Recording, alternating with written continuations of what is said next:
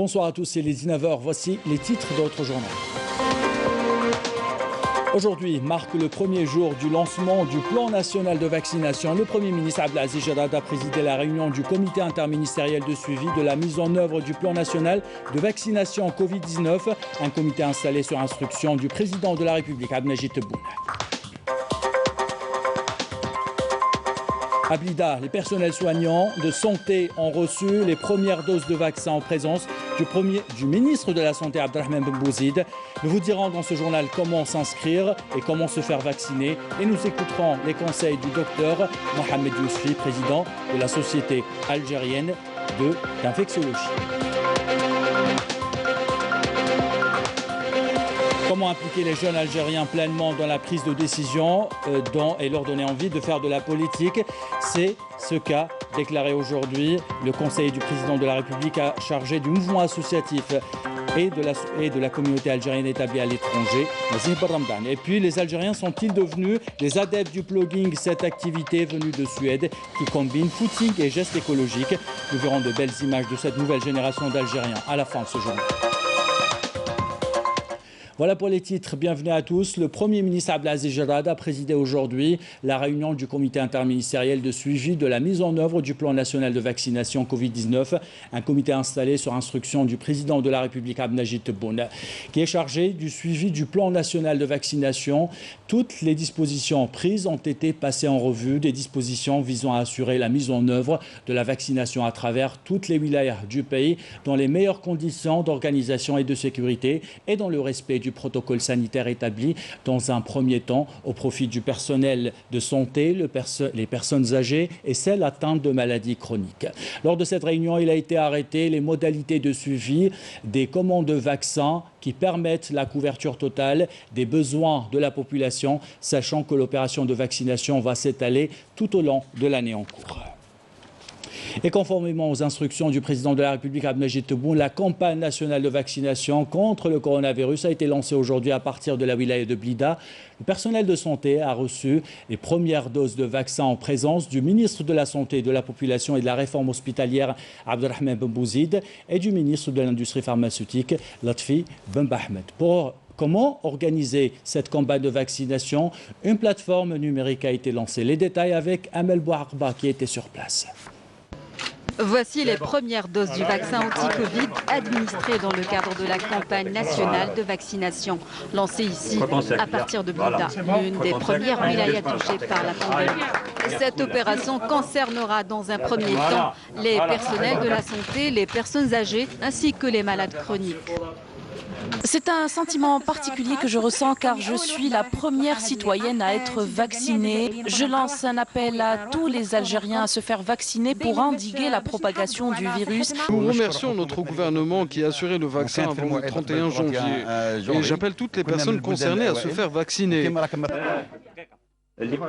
Le lancement de la campagne de vaccination vient ainsi conformément aux engagements du président de la République qui a instruit le gouvernement à accélérer l'acquisition du vaccin anti-Covid. Conformément aux instructions du président de la République visant à démarrer le processus de vaccination en janvier, nous avons constaté un relâchement quant au respect du port du masque chez certains citoyens. Nous devons continuer à respecter toutes les mesures barrières, car le vaccin a une durée bien déterminée pour la protection contre ce virus. Donc, nous appelons encore une fois tous les citoyens à porter le masque de protection, à respecter la distanciation sociale et à se faire vacciner. Effectivement, c'est un événement historique pour l'Algérie de commencer la campagne de vaccination conformément aux instructions de Monsieur le Président de la République. Il était important pour nous de démarrer cette campagne durant le mois de janvier 2021. Il faut savoir que c'est une campagne de vaccination qui va s'étaler dans le temps, en fonction des populations qui sont éligibles à la vaccination, qui sont les professionnels de la santé, les personnes exerçant des fonctions stratégiques et essentielles du pays, les personnes âgées de 65 ans et plus, les malades chroniques, les patients qui ont des pathologies chroniques, et ensuite le reste de la population à partir de 18 ans.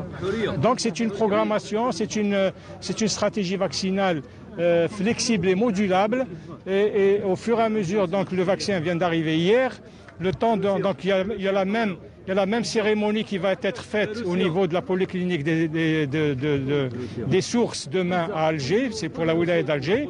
Ensuite, en fonction de la distribution des vaccins, il y aura donc le début de la vaccination au niveau des différentes wilayas. C'est une vaccination qui va s'étaler sur plusieurs mois.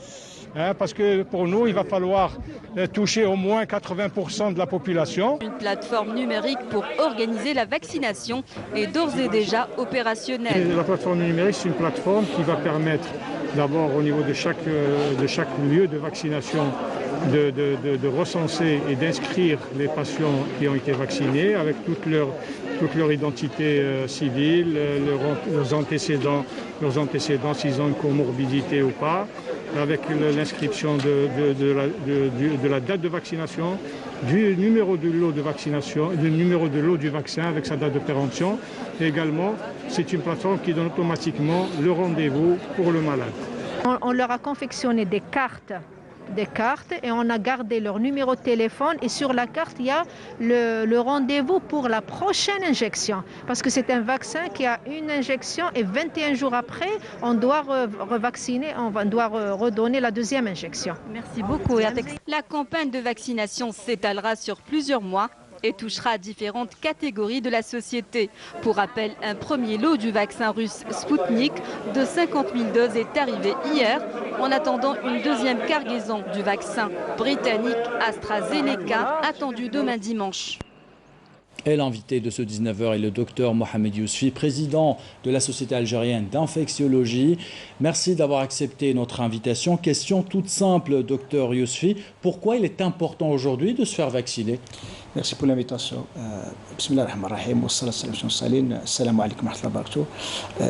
C'est clair, on le dira assez jamais, le meilleur traitement donc, et la meilleure prévention donc, pour combattre cette pandémie et toutes les maladies contagieuses depuis donc, un siècle et demi, c'est la vaccination. Ça, tout le monde est d'accord. Donc, pour sortir de cette pandémie qui a mis à mal tous les systèmes de santé, y compris des pays développés, c'est la vaccination. Le seul remède, c'est la vaccination. Alors, le vaccin est arrivé hier, la campagne de vaccination a débuté aujourd'hui et on assiste déjà à des rumeurs, à des fake news, à des fausses informations sur les réseaux sociaux.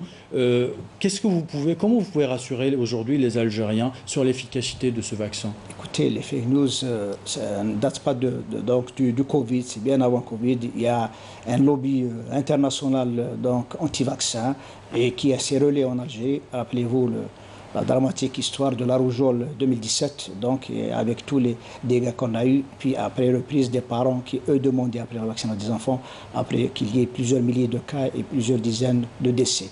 Donc là, on est habitué et avec les réseaux sociaux, ce phénomène s'est amplifié.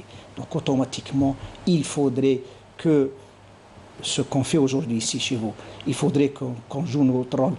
Les spécialistes, pas n'importe qui, les spécialistes puissent faire cette information, cette sensibilisation avec votre aide bien sûr, et qu'il y ait aussi une bonne communication, donc aussi bien des pouvoirs publics vers les professionnels de la santé, vers les citoyens, une coordination dans la communication, une harmonie dans la communication pour que barrer la route à ces fake news, c'est ça. C'est-à-dire qu'on ait, nous aussi, toutes les informations de la part donc, des responsables, qu'on puisse jouer notre rôle, que le citoyen, donc, cette confiance donc, puisse, donc, à côté du côté scientifique, donc, enlever toute possibilité à ces gens-là qui veulent donc, casser donc, cette campagne de vaccination avec une meilleure communication qui est d'ailleurs le nerf de la guerre, donc c'est clair. Il faut de la communication, mais il faut aussi des moyens, docteur Yousfi. Nous allons regarder ensemble ce qui se passe à Ouargla, par exemple. 43 centres de vaccination sont mobilisés pour entamer cette campagne de vaccination, mais cela ne suffit pas. La direction de la santé, vous allez le voir, a misé aussi sur la formation des médecins. Les détails avec Adel Bouhams. À Ouargla, les préparatifs vont bon train pour le lancement de la campagne de vaccination contre le Covid-19 à travers la mobilisation de plusieurs centres, des staffs médicaux mobiles destinés aux zones enclavées de la wilaya, en plus d'une unité de stockage des doses de vaccins. 43 centres de vaccination sont mobilisés pour cette campagne. Il s'agit de l'ensemble des polycliniques, des services de la médecine de travail et les centres de prévention qui seront consacrés à la vaccination des travailleurs du secteur de la santé. Les staffs médicaux et paramédicaux chargés de cette campagne ont bénéficié d'une formation sur l'usage de ce nouveau vaccin. Le vaccin sera administré en 2 doses à 21 jours d'intervalle. Il ne s'agit pas d'un rappel, c'est plutôt un vaccin combiné de 2 composants. Le premier assure une protection allant jusqu'à 65% et le second assure quant à lui la protection jusqu'à 100%. Le vaccin n'est donc efficace qu'après l'administration de ces 2 doses. Les femmes enceintes, les femmes qui allaitent et les personnes de moins de 18 ans ne sont pas concernées par cette campagne de vaccination, étant donné que ces franges n'ont pas été concernées par les essais cliniques du vaccin. Cette opération sera lancée en attendant que d'autres cargaisons de vaccins arrivent. Le but, vacciner le maximum de citoyens pour atteindre une immunité collective. Et on vient de voir les préparatifs des établissements de santé. Je reviens vers vous, Monsieur Yousfi. Alors, les vaccins administrés, est-ce que c'est obligatoire qu'il y ait la présence d'un médecin lors de l'administration de ces vaccins? Écoutez, un acte vaccinal, donc il y a toujours possibilité d'effets secondaires qui sont rares, qui existent dans toutes les vaccinations. Il est préférable donc d'avoir le médecin. Et surtout dans ce cas de figure, on est devant donc une pandémie, on est avec beaucoup de choses qui se disent à côté donc sur le vaccin. Il est préférable, il est même nécessaire donc d'avoir ces médecins. Et là, ça ne pose pas de problème, parce qu'on a les moyens. Et on est habitué, on a les moyens humains et matériels de couvrir cette vaccination, surtout que les vaccins qu'on va ramener particulièrement, soit le russe, soit AstraZeneca ou même le chinois, sont des vaccins qui ne demandent pas des conditions logistiques particulières. Et on a à ce moment-là la possibilité de faire la vaccination et de mettre ces vaccins au niveau des différentes polycliniques, hôpitaux qui ont les moyens de conservation classique pour la chaîne de froid. Donc il n'y a pas de problème. Les gens sont habitués. On a un programme national de vaccination qui est très efficace et qui est l'un des meilleurs programmes de vaccination en Algérie. Et là, c'est clair qu'il y a eu bien sûr une mise à jour, je dirais, ces derniers jours. Les équipes ont été désignées, y compris les équipes, là j'ai vu votre reportage, y compris les équipes mobiles, surtout dans les régions éloignées, dans les zones d'ombre. Et donc là, de ce côté-là, il n'y a aucun problème. Merci. On rappelle, Dr Yousfi, que le vaccin est gratuit et administré dans les établissements de santé. Merci d'avoir répondu à nos questions. Je rappelle que vous êtes président de la Société algérienne d'infectiologie. Et même si la campagne de vaccination a débuté, cette pandémie continue à faire des victimes. 235 nouveaux cas confirmés de coronavirus, 196 guérisons et 5 décès ont été enregistrés durant les dernières 24 heures dans notre pays, selon le porte-parole du comité scientifique de suivi de l'évolution de la pandémie de coronavirus, le docteur Jamal Fourara. Et ce communiqué maintenant des services du Premier ministre concernant la reconduction du confinement partiel à domicile pour une durée supplémentaire de 15 jours. Une mesure reconduite par le gouvernement suite aux instructions du président de la République Abdelmajid Tebboune dans 19 wilayas du pays, à savoir Batna, Biskra, Blida, Bouira, Tébessa, Tlemcen, Tizi Ouzou, Alger, Jijel, Sidi Bel Abbès, Constantine, Mostaganem, Sila, Oran, Boumerdes, Ataraf, Tismsilt, Ain Timouchent et Rolizane. Ne sont pas concernés par les mesures de confinement à domicile les 29 autres wilayas. Ces mesures de confinement sont applicables à partir de demain, 31 janvier 2021, pendant une durée de 15 jours. En matière d'activité sociale et économique, la prorogation de la mesure de fermeture pour une période de 15 jours, la prorogation de la mesure de limitation des activités cafés, restaurants et fast-food à la vente à emporter uniquement. S'agissant des regroupements et rassemblements publics, la prorogation de la mesure d'interdiction à travers le territoire national de tout type de rassemblement de personnes et de regroupements familiales. Et enfin, et en dépit de la stabilisation des cas de contamination relevés durant ces derniers jours, le gouvernement réitère ses appels à la prudence et au respect des mesures de prévention. Cette information maintenant, le membre du Conseil de la Nation, Samir Qassimi, est décédé. Le président du Conseil de la Nation par intérim, Salah Goudjil, a adressé un message de condoléances à la famille du défunt, lequel il a exprimé ses sincères condoléances et compassion. Le défunt a été enterré cet après-midi dans la wilaya de Blida, comme on peut le voir sur ces images. Ce communiqué maintenant du ministère de la Défense nationale dans le cadre des réunions extraordinaires du comité technique spécialisé sur la défense, la sûreté et la sécurité de l'Union africaine, et en qualité de représentant du ministre de la Défense nationale, le chef de l'état-major de l'armée nationale populaire, le général-major Mohamed Qaidi, chef du département emploi préparation de l'état-major de l'armée nationale populaire, a pris part aujourd'hui par visioconférence aux travaux de la 3e réunion extraordinaire de ce comité sous la présidence tournante de l'Afrique du Sud. Les travaux de cette réunion, qui a été présidée par une rencontre, précédée plutôt par une rencontre des experts des pays de l'Union africaine, ont vu la présence de cadres et d'officiers de différentes armées et représentants du ministère des Affaires étrangères. La réunion a été axée sur les opérations de soutien à la paix ainsi que les principes et approches de base qui pilotent ces opérations dans le cadre des efforts qui visent à promouvoir la paix et la sécurité et la stabilité à travers l'ensemble du continent africain. Voilà pour ce communiqué du ministère de la Défense nationale. À Oran, dans une rencontre avec les étudiants et les représentants de la société civile, le conseiller auprès de la présidence de la République chargé du mouvement associatif et de la communauté nationale à l'étranger, Nazih Barramdane, a rappelé la priorité accordée aux jeunes par le président de la République, Abdelmajid Tebboune. Les jeunes sont le futur du pays, mais surtout sont présents. Il a insisté sur l'importance de les impliquer dans les prises de décision et dans la vie politique. Badia Amaki. Intégrer les jeunes, les étudiants dans la vie politique en élevant leurs capacités pour prétendre à des postes supérieurs sont les axes abordés lors de la conférence régionale à l'université d'Oran en présence du conseiller auprès de la présidence de la République chargé du mouvement associatif et de la communauté algérienne à l'étranger, Nazih Barramdane. والطلبة عندهم أدوار متعددة في تحصيلهم للعلم لأنهم إطارات المستقبل بإذن الله. Les étudiants ont des rôles multiples, ils seront les cadres de demain. Ils ont aussi un rôle important de sensibilisation au sein de l'université au projet de l'Algérie nouvelle préconisé par le président de la République. L'étudiant, le professeur et le mouvement associatif ont chacun un rôle primordial à jouer. بممارسات جديدة وين المواطن عنده دور الجمعية عندها دور والطالب الجامعي عنده دور. يسرنا نحن الشباب المنضوي.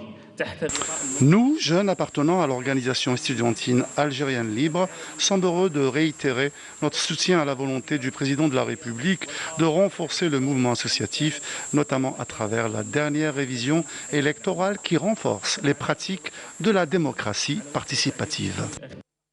Barramdane a appelé à une prise de conscience de la société pour faire face aux défis régionaux. Aujourd'hui, tout le monde sait sans aucun doute que les défis sont là, à nos frontières, et Dieu merci, l'armée nationale populaire veille sur notre pays. Elle veille sur la sécurité de chaque millimètre de nos frontières. La rencontre a été marquée par un débat avec les étudiants, animé par des enseignants et des membres du mouvement associatif. Dans l'actualité de ce samedi, lancement aujourd'hui de la plateforme numérique du plan national de prise en charge d'infarctus du myocarde dans sa phase aiguë, annonce faite par le ministre de la Santé, de la Population et de la Réforme hospitalière Abdelrahman Ben Bouzid. Ce plan qui vise l'amélioration du délai de prise en charge adapté aux spécialistes, aux spécificités plutôt de chaque région. Abdelrahman Ben Bouzid a évoqué la mise en place du protocole clair et pertinent avec des évaluations périodiques et à l'organisation de vastes campagnes de sensibilisation sur la douleur thoracique et l'infarctus du myocarde. Invité par l'Institut national des études stratégiques globales, le ministre de l'Industrie, Farhat Ait Ali Braham, a évoqué les contours du plan de relance de l'économie nationale, un plan qui s'appuie sur une industrie solide et qui implique les activités de transformation dans différents secteurs. Abdelmajid Ben Qassi était sur place. Il a été question de la relance du secteur industriel productif dans sa globalité, surtout lorsqu'il s'agit de domaines qui ont fait leurs preuves. Ainsi, dans l'industrie mécanique publique, il est aussi question de relancer certains segments de cette filière. Cela en plus des petites et moyennes entreprises qui sont versées dans la sous-traitance, un secteur qui va bénéficier des aides antérieurement versées aux importateurs de pièces SKD, CKD. Le marché algérien est devenu un bazar. Et ce bazar a empêché l'émergence d'une industrie algérienne. On va le redresser. Nous comptons relancer en même temps le secteur public industriel et nous comptons relancer aussi le secteur privé industriel. Le véritable secteur privé industriel algérien est comme à titre d'exemple, je les grands groupes privés ou la publique, la sous-traitance. Sous-traitance, nous avons des tourneurs en Algérie, ils n'ont aucun avantage. Nous avons des gens qui font de la petite pièce, des fois de l'usinage, des fois de la fonte d'alliage, plastique, ils n'avaient strictement aucun avantage à produire localement. Les avantages qui allaient aux assembleurs de produits presque semi-finis, les avantages les sous-traitants sans aucune condition. La nouvelle stratégie concernera aussi l'industrie minière où il est aujourd'hui question de fructifier au maximum nos ressources en allant vers la transformation à chaque fois qu'il le faudra, ce qui induira automatiquement une valeur ajoutée à ces richesses. On doit revenir à ça, c'est ça notre politique, c'est de revenir à l'exploitation locale, à la transformation locale du gros de nos ressources vendues en l'état dans le passé. On va établir un plan de redressement. Le plan global, nous l'avons, l'ambition, nous l'avons, les besoins, nous les avons. Mais maintenant, le plan financier, on estime رانا في الاوديت نتاعو باش نعرفوا واش هي الاحتياجات الحقيقيه نتاعو مش الاحتياجات الظرفيه. Comme شفتوا الاشكال تاع l'ONIAM, on a beaucoup plus traité dans l'urgence les besoins conjoncturels. Un véritable plan de relance de cette industrie électroménagère algérienne. Et c'est dans cette perspective que s'inscrit le rééchelonnement de la dette à long terme de l'ENIM de Tizi Ouzou auprès de la banque. Un rééchelonnement qui vient dans le cadre du plan de redressement et de relance envisagé par les pouvoirs publics.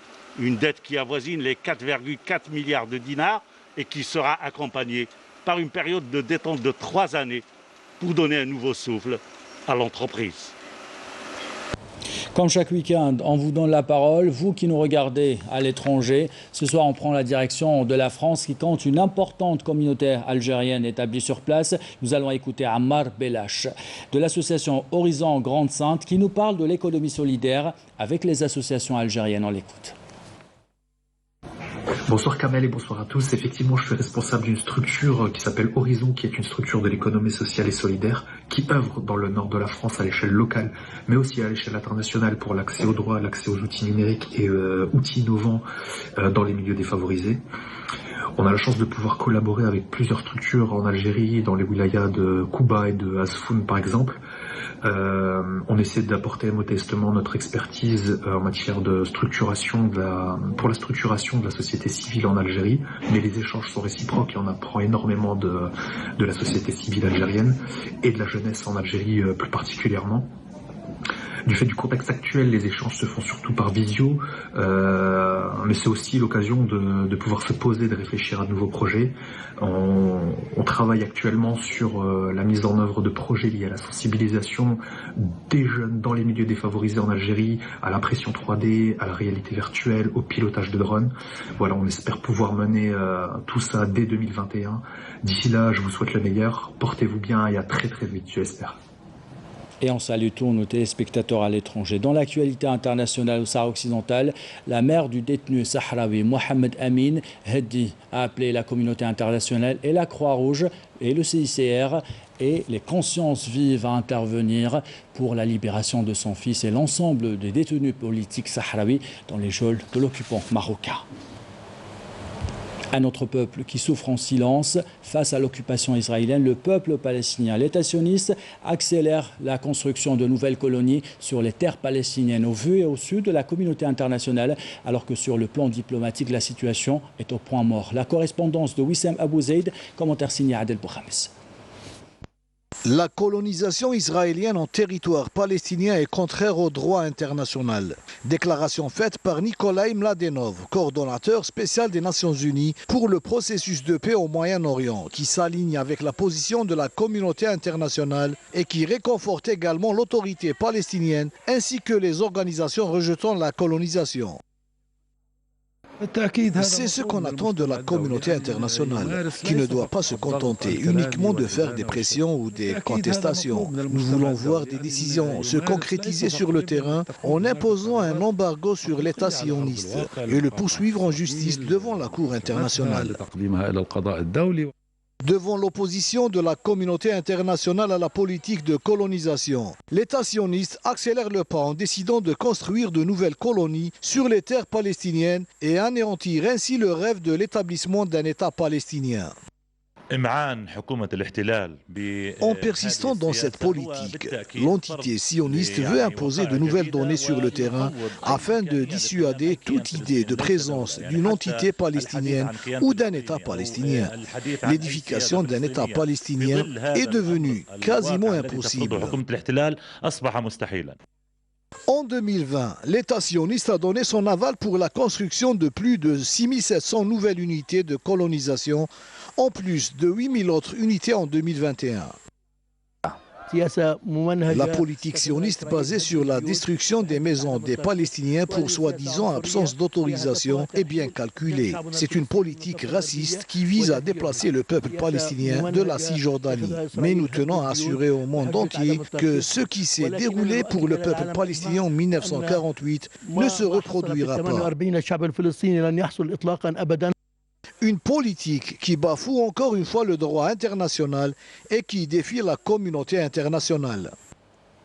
Et on revient en Algérie pour vous parler ce soir d'une activité qui combine sport et écologie. Le plugging, une activité qui a vu le jour en Suède. Elle est devenue virale à travers le monde. En Algérie, ses adeptes sont de plus en plus nombreux, vous allez le voir. Riles Welthamouda a rencontré les membres de l'association Plugging Association Algérie. Regardez.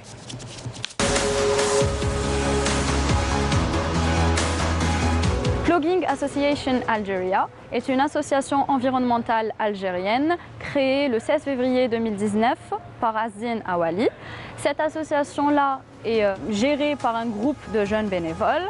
On est présent sur plusieurs wilayas. Toujours en mouvement, on les nomme les joggeurs ramasseurs. Plugging Association Algeria, un groupe de jeunes volontaires qui parcourent les rues, les espaces publics et les espaces verts. Sac poubelle à la main, il procède au ramassage des déchets et détritus qui jonchent le sol. Le plugging, c'est le nouveau jogging écologique. Ce concept-là est apparu en 2016 en Suède et par la suite il s'est élargi au fur et à mesure des années sur d'autres pays.